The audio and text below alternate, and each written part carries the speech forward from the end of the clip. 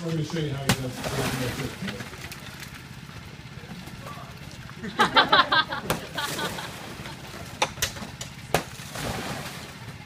Now you notice Kyle just pushed on the windows and they all broke. Real simple. And now he's going to show you the trick, Kyle. We can't let him believe that we can actually do that. He has a little tool that he put in his glove there. It's called a center punch. He put it in his glove, he puts it in his finger, boom, he can just punch right through the windows and just grab people or help them with their airway or whatever needs to be done. But the first thing we do, once we get the windows open and we have access to patients, we'll usually get in there and start dealing with the patients. Holding C-spine, holding the neck steady, opening airways, things like that, what we need to do. When you look at the car here, we train with these cars, it's all perfect, right? It's a perfect car. Well, usually when you get on scene, it's very rare that you actually have a car that looks like this. They're either smashed, or they're upside down, or they're on their sides. But we practice with them like this just to get us the basic use of the tool. So the first thing we'll do is try and open up all the windows. Then they'll crank the car so it can't move. We'll open up the hood, we'll cut the battery cables. Sometimes we'll try and secure it. The airbags haven't popped. We'll try and secure the airbags because if they do blow, they come out about 240 miles an hour, so you don't want to get them.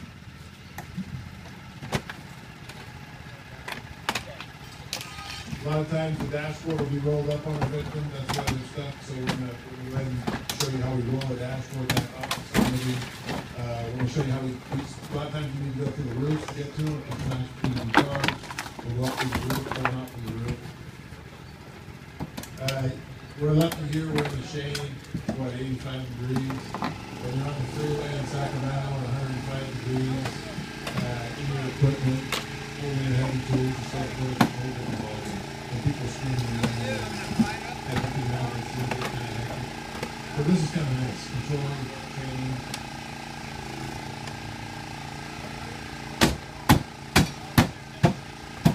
Anybody got any questions?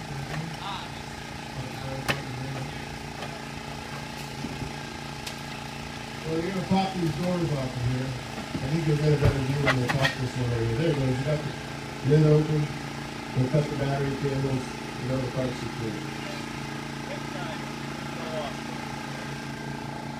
You know where to come around. Let's cut this door off here and show how we pop the door.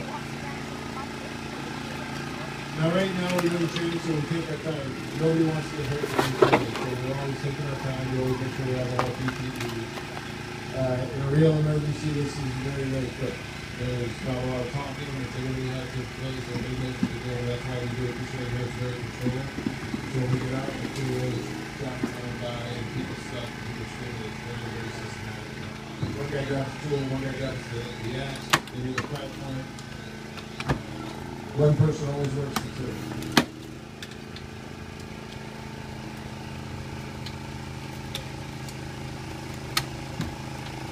Fire department here, a lot of people think when you say that the cars are waiting for fire, right? That's for the state board of fire police.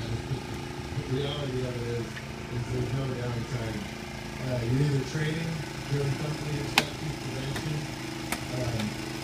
We provide hazmat response for the county, structure fires, all that. It's really exactly what it's training now. More than it used to be in the 70s.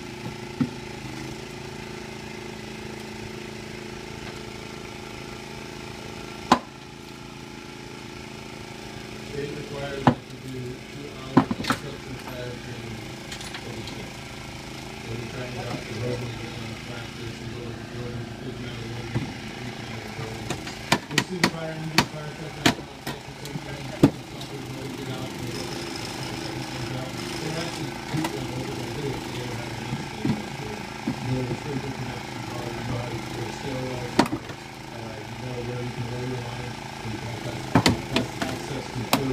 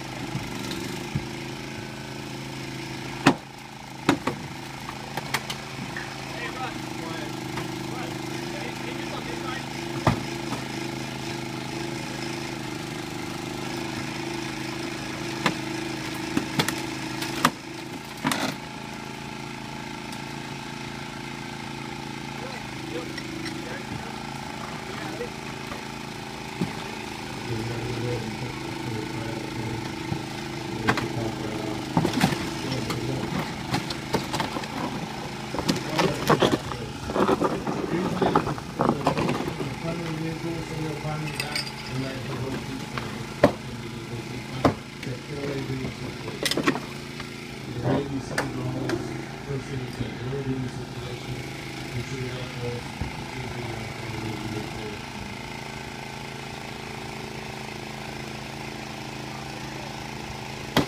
easy when somebody's talking to you, right? The guy has a voice in front of you. So first thing you come up, hey, you okay? If they say yeah, you're all right. If they say no, you're okay.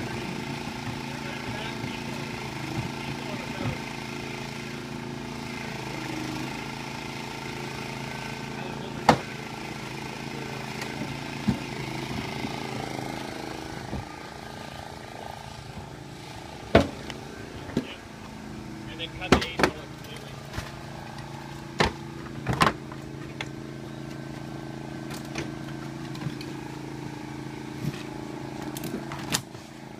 What he's going to do now is going to make a purchase point down below there.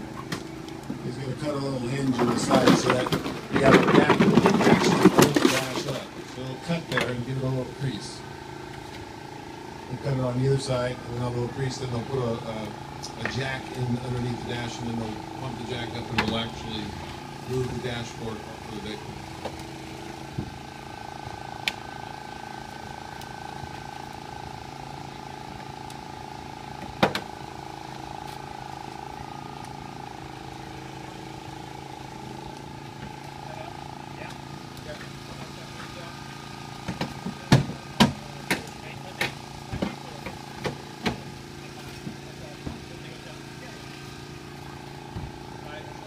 Now he's going to cut what's called the A post there. It goes A post, B post, C post, D post, look at that. Sometimes you can get a victim, you can go in through the front windshield, just depending on how the car's situated. Sometimes if the car's on its side, you can just cut the posts on the top, roll the roof down, and just slide them out. Just depends on what you're presented with.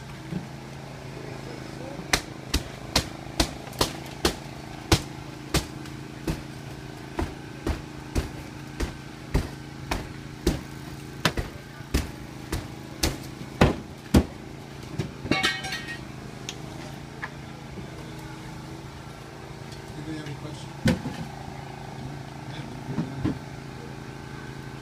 Okay, is it a question?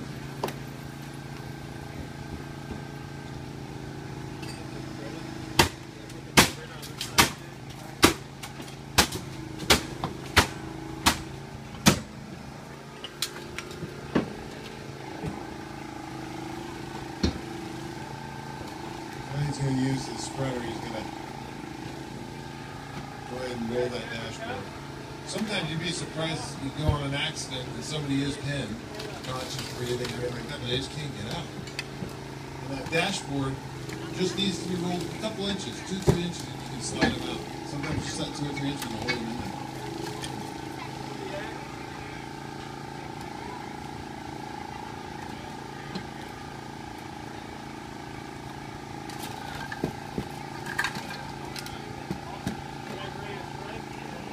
He's going to roll this thing.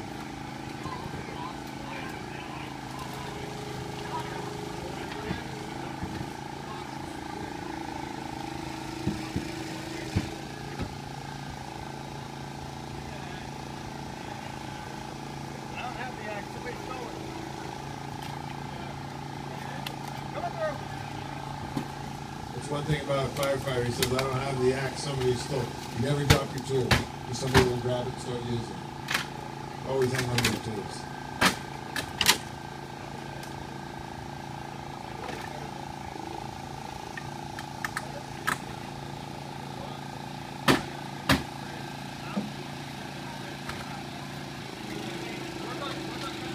There you go, you can see it rolling off there. There we go, now we can get them out.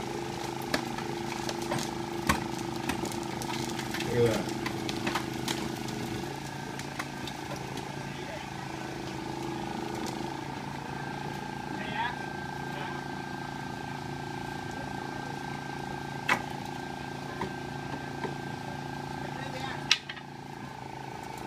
So like I said, you can imagine us going on at 3 o'clock in the afternoon on that 80, 105-degree heat.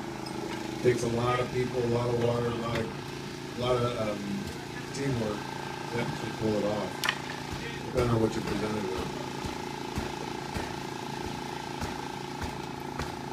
When you have a viable patient, the stress level goes way up.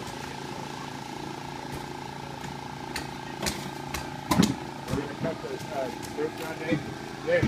We're gonna pop the back doors and then the roof. Okay. So they're going to pop the back doors, then we're going to go ahead and cut the roof off.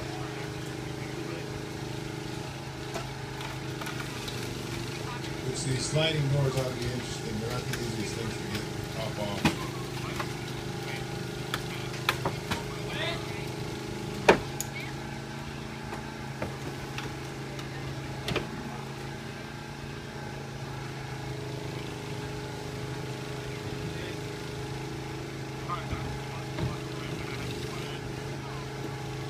What do you think one of the safest vehicles made out there today, besides the Volvo, the Mercedes, the Lexus, sort of the midline vehicles, which one of the safest? I was shocked when I heard this. I learned it in, but school bus absolutely a little bit better, right? So a pickup truck, a little truck or something. But believe it or not, it gets very good ratings. It does very well on the impact zones with the new Volkswagen Bugs. Shocked me, because I know what the old Bugs are like. But the impact zones, the way they're designed, the way they're shaped, they actually take impact very well.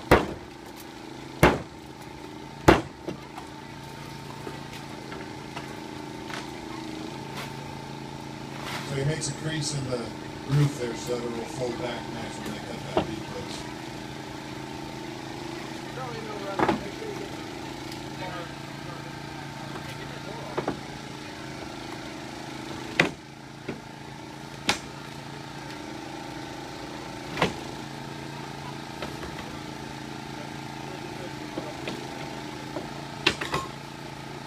And there can be some damage with those tools. All this time you have somebody attending to the patient while they're doing their work.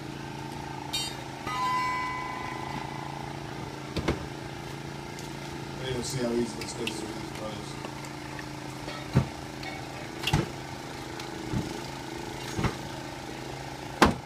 There you go.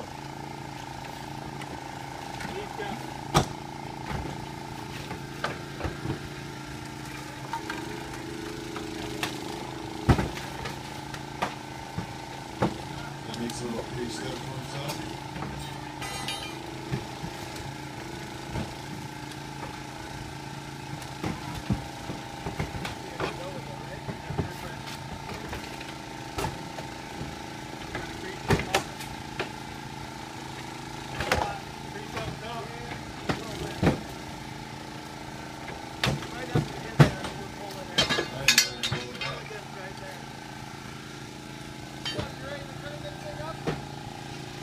That tool he's got right there is called a Halligan. And it's a tool that's specially made for firefighting. It's a great tool. It's a prying tool, a striking tool. You can use it for forcible entry into buildings, take windows, search, use it for search techniques when you're searching in smoke. Use it to search a room. Great tool.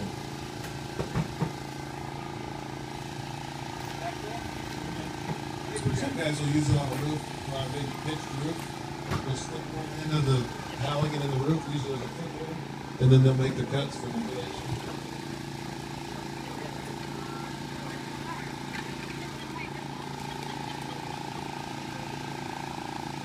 Very nice. Now we got full access to the vehicle.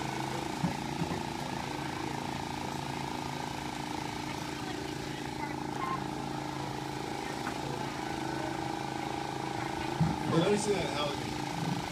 Yeah, I'm trying that house.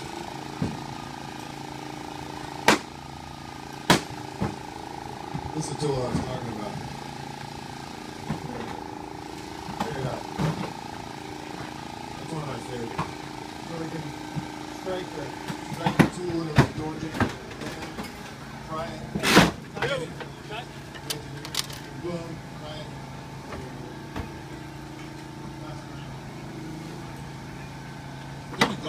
Good.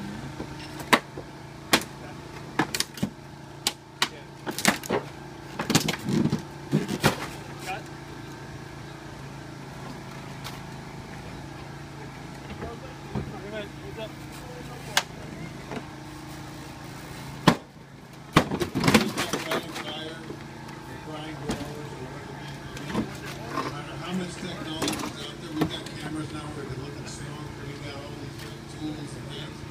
I just still got a little water. That will never change. how much technology's out there, you still gotta have somebody to crawl down the hallway and put the water on the front. Takes guts. All right, let's give them a hand, you guys.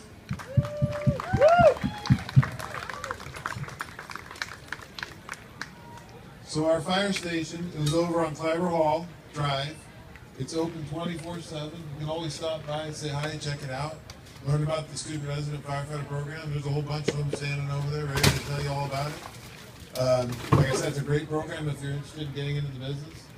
And we appreciate you coming out to Fire Down the Quad. Thanks. Don't take my Halligan.